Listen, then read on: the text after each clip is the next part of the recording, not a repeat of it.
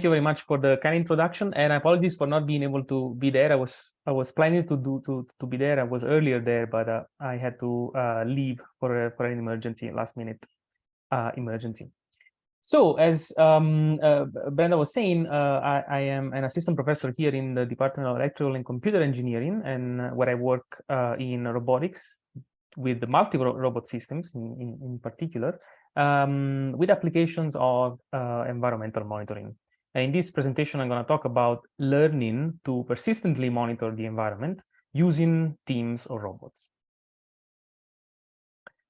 I'm interested in generally long-duration robot autonomy, which is that discipline that studies robots that are deployed over long time horizons, by which I mean time horizons which are much longer than the battery life of the robots.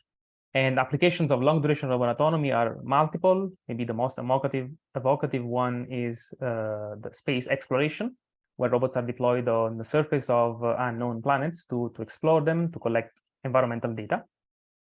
But there's also search and rescue, right? So that's what we see here in the second picture, where robots are deployed in a post-disaster scenario to figure out what information can be collected to be useful to, for example, search people and rescue them from these scenarios.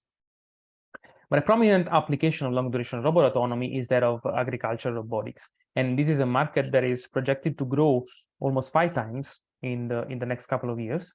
And here robots are deployed on agricultural fields to study and collect data about the crops and plantations, to monitor their health and their state of growth.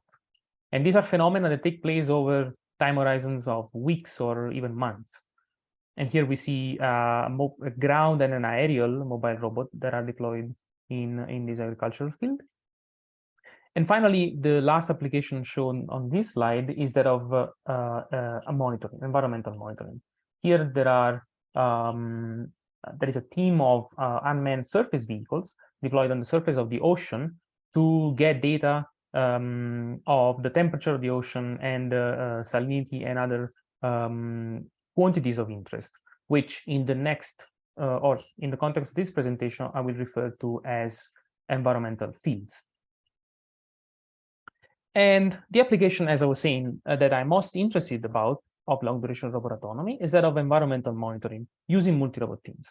Multi-robot teams are great for this application because they are able to cover large spatial domains, despite the simplicity of each of the robotic units that comprise them. And they can do that over long time horizons because they are made up of multiple robotic units, so they can substitute each other when each of the units might be in need of energy, and so on and so forth.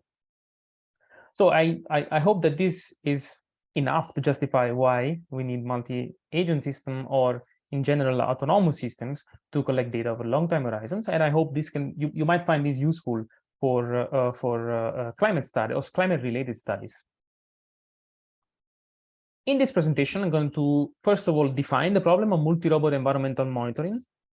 Then I'm going to talk about robot ecology as a motivation for the control framework for multi-robot systems deployed to monitor the environment over long time horizons. And then I'll present some results about learning to monitor the environment in a persistent fashion. That means continuously and repeatedly without stopping. So starting from the multi-robot environmental monitoring, I'd like to show you in this video where we have 16 mobile robots, which are this here. I hope you can see them well, that are moving on this rectangular platform. So they arrange somehow in this rectangular formation, and then they start moving to somehow estimate an environmental field of interest. So this field of interest is depicted in this overlaid on this video as this kind of Gaussian in a surf plot, right, of this kind of Gaussian in blue. In orange, there is the estimate that the robot have of this environmental field, and we will see that at the beginning is basically flat for the entire region, and it's going to improve, and the objective is to make it as close as possible to the blue one, the ground truth, environmental field.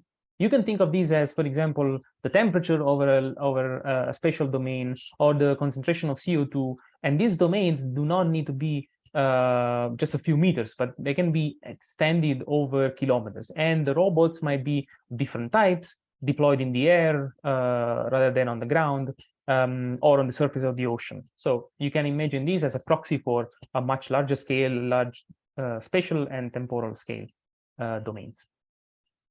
All right, so going on in this video, we see that we are looking at this robot here that moves in the environment and is communicating with these other robots, which are neighbors to itself. So they're connected by these green arrows or green edges in a way. What we are interested in when we talk about large spatial domain is to have all the robots to build an estimate of the environmental field of interest. And here we see the videos of the 16 robots estimating each on their own this spatial field. And as time goes by, we see that the orange estimate of the field gets closer and closer to the blue one as they collect data. So they measure the environmental field in different points in the domain, as well as exchange measurements with other robots in the field. And so this is, in a way, is a collective data measurement and building of a mathematical model of the environmental field. Here we see, for example, that the robot that is well connected with all the other robots can exchange a lot of information and get a very, very good estimate. In this case, the orange and blue are almost indistinguishable, right, on this frame. So the problem setup is as follows, with this in mind. We have n mobile robots deployed in the environment. We have a motion model for each of the robots, which tells us how their state x, a set of n numbers that describe the configuration of the robot, evolves in time based on this function f, which is also depending on the robot control input. For example, this could be the velocity with which the robots move in the environment. Then we have an environmental field, which is described by a set of parameters, theta, and a function f of theta, which depends on the parameters itself that can change over time. Theta dot is modeled by this function f of theta. That can also be time varying. So this is something that is quite reasonable for processes that evolve in the environment, like the temperature over the year, for instance. That as a direct dependence from the seasons, for example, in which we are, but also depends on the spatial variables, which can be encoded in theta. Then the robots are equipped with sensors, and we have a model for the measurement that are taken by the robots at a particular state x of a particular environmental field defined by theta. So with this in mind, the task is that of choosing the control input to move the robots in the environment along a state trajectory x of t, so that by collecting measurements along this trajectory, they are in the best position to estimate the environmental model parameters theta.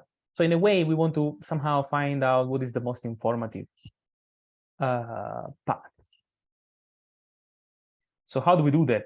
The robots, as said, since these tasks or these environmental phenomena take place over long time horizons, might be required to execute these tasks persistently over long time horizons. And so we need somehow a framework that allows the robots to do that.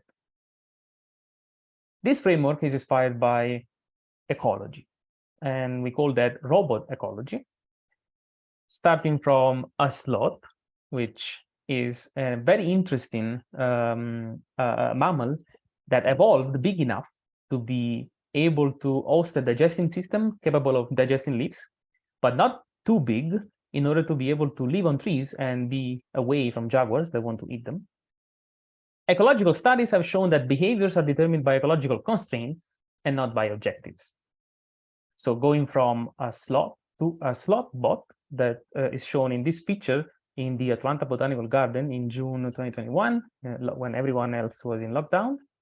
The advantage of constraints over objectives is that while there is no right way of combining objectives, people have looked at a lot of different ways.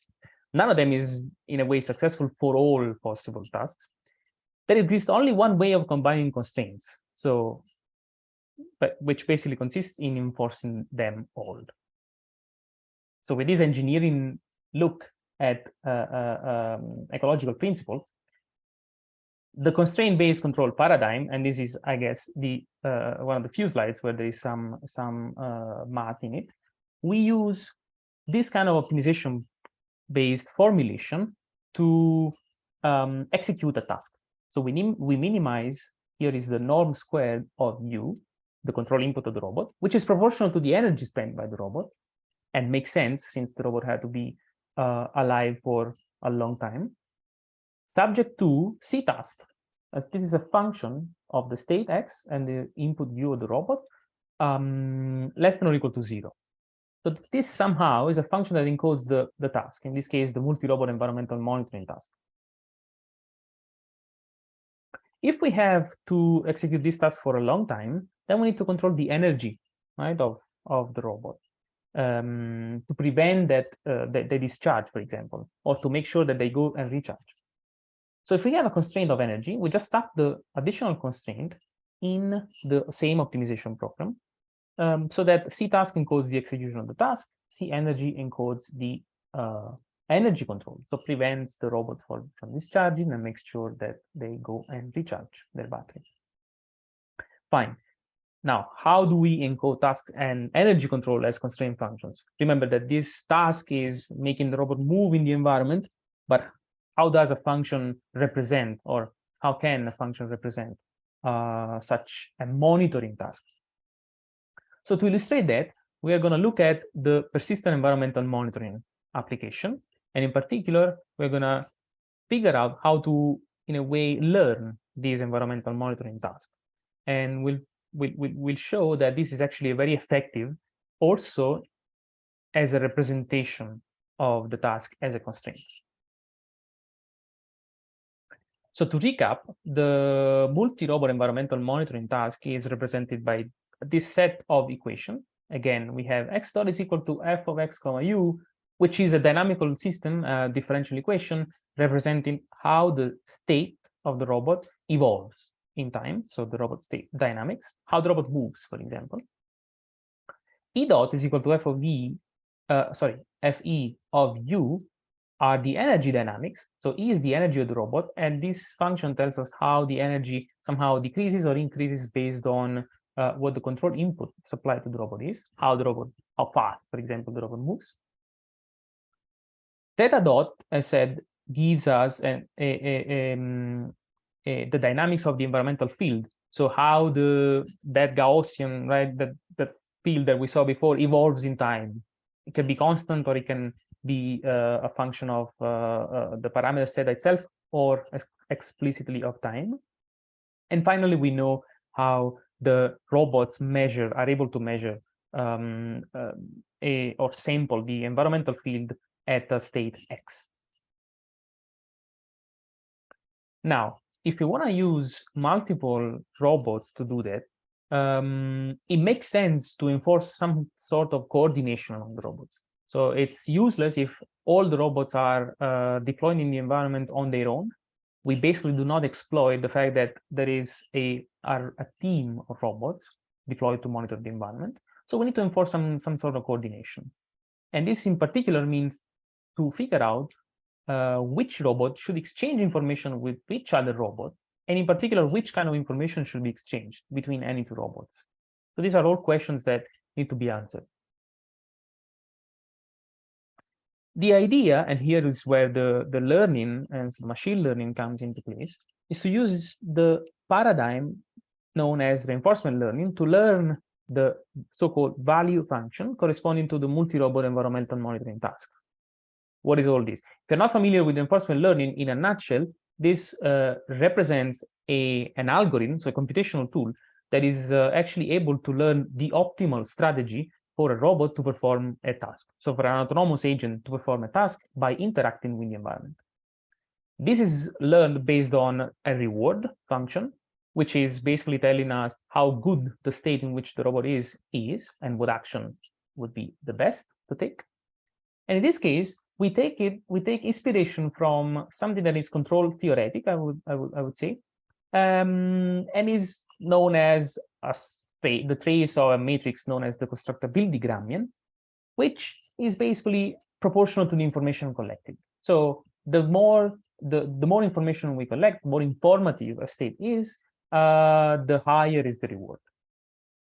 So thanks to the reinforcement learning machinery, we can actually figure out what the value function corresponding to the environmental monitoring task is. So this is a function that is learned using the reinforcement learning paradigm. The function that tells us how far away we are from accomplishing the task, so to get a good estimate of the environmental field, and needs to be driven to zero. For this reason, needs to be minimized somehow, driven to zero. We need to accomplish the task by driving it to zero. If you are familiar with the control theory, in this picture, you see the father of stability theory for dynamical systems. If you're not familiar with this, with control theory, in this picture, you see the most hipster, probably mathematician, Alexander Lyapunov, who lived about 150 years ago, and is known for, as I said, stability of systems, thanks to which theory we know very well how to drive a function to zero using constraints. So basically what we were looking at, or we're looking for in our robot ecological formulations. And Gennaro, I just wanted to make sure that you're wrapping it up. Okay, great. Yes, yeah, that's my last slide. So in this slide, I want to show that a team of 6 robots performing these 2 tasks, which is monitor the environment and keeping enough energy in the battery. So literally persistent environmental monitoring task. By estimating the parameters theta 1, theta 2, theta 3, and theta 4 of, in this case, is a Gaussian that is expanding in the environment. So a gas that is expanding in the environment. We see that the ground truth here are the dashed lines. And as the robot move in the environment, following these trajectories here, which are optimal with respect to what we defined, the estimates become better and better. In this case, we see that the robots are also driving back and forth from so-called charging stations, which are denoted in the center of the environment here by these dots. And in this way, they are able to keep enough energy in their batteries. So by basically charging and recharging cycles. All right. So to wrap up, to conclude, we in a way motivated the use and the need of teams of mobile robots for environmental monitoring purposes over large spatial domains and long time horizons. We presented a model to perform environmental monitoring tasks using autonomous robots, and we showed how we can employ these robot teams to achieve persistent environmental monitoring by learning tasks. And with that, I would like to conclude my presentation, and yeah, I'll take any question in